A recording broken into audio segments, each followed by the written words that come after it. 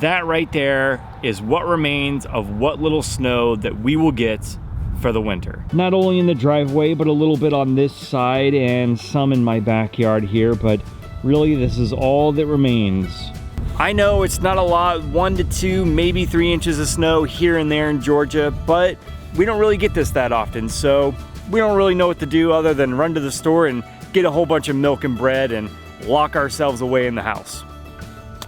Just what we do. But it did get me thinking about all of you folks up north who just get hammered with this stuff and causes a problem in your yards. What is that problem I'm talking about? Snow mold. So what exactly is snow mold? Now, most of you up north are probably already really familiar with this, but for those who are not, it's a cold weather fungi that really only affects cool season grasses. The biggest problem with snow mold is you most likely will not see signs of it until the snow melts when spring weather is rolling in. Now, don't get me wrong, huge blankets of snow like this is beautiful to look at and play in if that's your thing, but you might change your mind when you see what kind of damage it can cause to your lawn. If you get a deep, heavy snowfall before the ground has even frozen, snow mold can be a very big problem for you. The weight that snow throws down on top of your turf and fragile grass plants, as well as leaf piles that have kind of piled up throughout your yard and other yard debris, are all contributing factors to snow mold. And there are 2 types of snow mold that you're going to be dealing with. You've got pink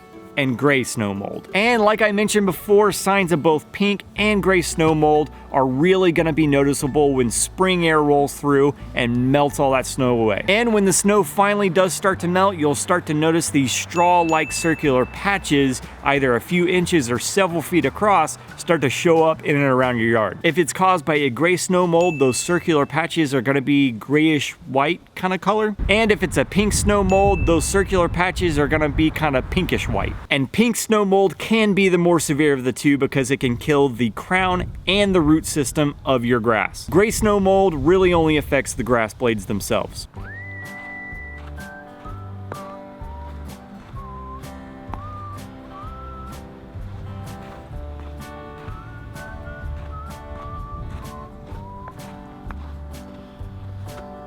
My Bermuda is not happy with this stuff one little bit.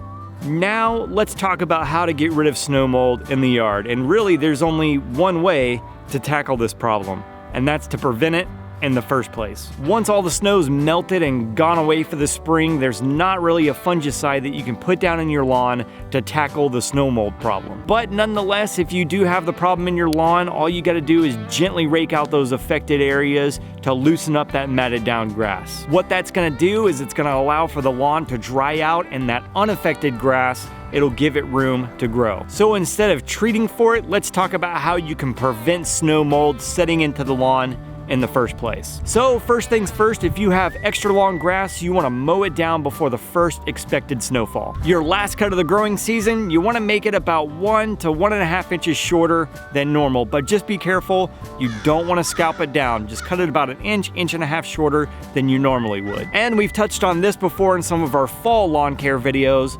Don't let your leaves pile up around the yard. Another great Kickstarter for snow mold is large piles of leaves just decaying and rotting, sitting on top of your turf. Bag them up and toss them out. And another topic that we've covered in this lawn series, dethatching your lawn. If that thatch layer is greater than 3/4 of an inch thick, you need to dethatch in the fall time and get rid of it before that snow mold can form in the winter. Another great tip from preventing snow mold, go easy on the nitrogen when you're fertilizing. Now, fertilizers that readily have nitrogen available in them are great for greening up the grass, but you have to be careful and not apply it too late in the season. But if you do want to put down a fertilizer that has readily available nitrogen in it, just make sure to choose one that's slow release. Now let's talk about preventative fungicide applications. And we've already made a video on this. You can click that little eye icon at the top of the screen or click the link in the description box below and you can hop over and watch that video where we go more in depth in it.